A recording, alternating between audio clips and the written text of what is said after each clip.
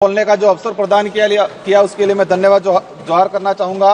मैं भारत आदिवासी पार्टी की तरफ से देश के आदिवासी, दलित, ओबीसी, मुस्लिम, अल्पसंख्यक, गरीब, मजदूर एवं इस देश में रहने वाला प्रत्येक गरीब वर्ग का व्यक्ति जो मानवता और भारत देश के संविधान में विश्वास करता है उनकी तरफ से बोलने के लिए खड़ा हुआ हूं।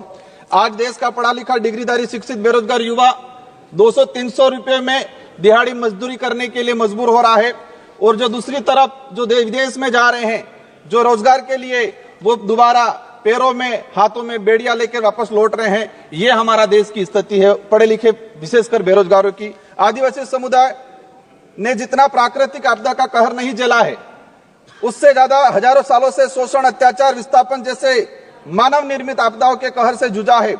और उसका अगर उस आदिवासी समुदाय को आधुनिकता की लाइन में लाके खड़ा करना है तो विशेषकर एक आर्थिक पैकेज देने की आवश्यकता है और साथ ही संविधान के अंदर जो प्रावधान है 5वीं अनुसूची और 6ठी अनुसूची का और विशेषकर पैसा एक्ट को उसको धरातल पे लागू करने की सख्त जरूरत है।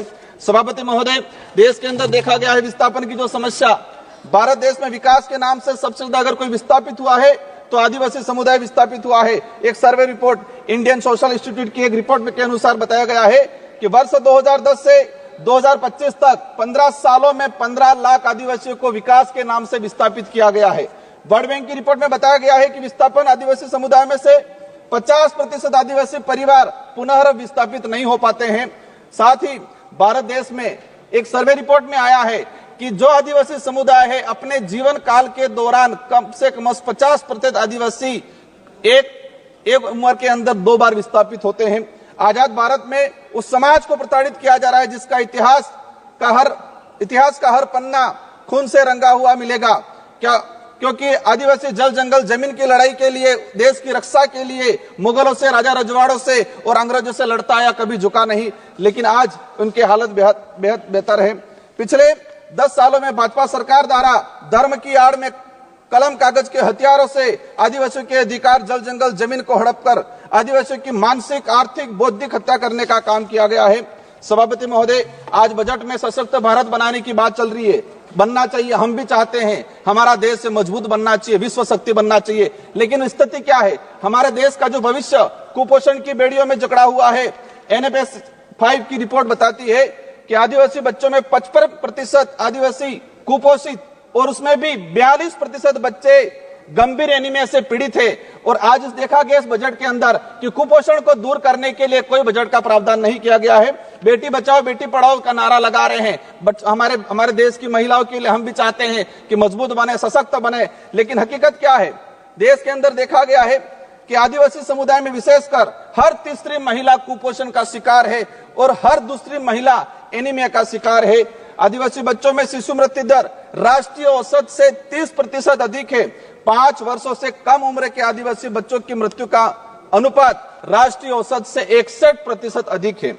माननीय सभापति महोदय, बाकी जो रहा, जो जीवन काल के अंदर देखा गया है, कभी माओवादियों के नाम से, कभी नक्सलवादियों के नाम से मारा जाता है। एट्रोसिटी में कई आदिवासियों को मारा गया। NSRC की एक रिपोर्ट बताती है कि वर्ष 2020 से 2025 मात्र 5 साल के अंदर 400 आदिवासी पुलिस मुठभेड़ में मारे गए हैं। आज मणिपुर का हत्याकांड, मणिपुर में देख लो, कई आदिवासियों को मारा गया है।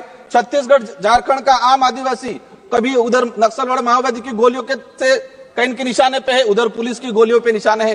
बीच में आम व्यक्ति जो है वो आज उसके साथ अत्याचार हो रहा है। हर दिन एक न एक व्यक्ति मारा गया है। आदिवासी, दलित, पिछड़ों को सशक्त बनाए बिना हमारे देश, भारत देश को सशक्त भारत बनाने की कल्पना करना एक कोरा सपना रह जाएगा। स्वास्थ्य सुविधा की देखा जाए, आदिवासी क्षेत्र में PSC CSP की, CAG की एक रिपोर्ट आई है कि आदिवासी बाहुल्य क्षेत्र में जितनी जो PSC CSC है वहां पर 60% डॉक्टरों के पद रिक्त हैं। देश में मात्र 18% आदिवासी गर्भवती महिलाओं को ही संस्थागत प्रसव का लाभ मिल पा रहा है। संस्थागत प्रसव का सिर्फ मात्र 18%। सभापति महोदय, 1 मिनट का रहा है। शिक्षा की बात करें, हमारे राजस्थान के अंदर झाड़ोल कोटड़ा के अंदर जहां से एक मंत्री जी आते हैं, वहां पर 14 वर्ष से अधिक बच्चों को स्कूल और पेन, पेंसिल, किताब क्या है वो नहीं पता है। आज देखा गया है यूनेस्को की एक रिपोर्ट में देश में देश में 35% आदिवासी बच्चे ड्रॉप आउट हो रहे हैं और राष्ट्रीय औसत 12% है।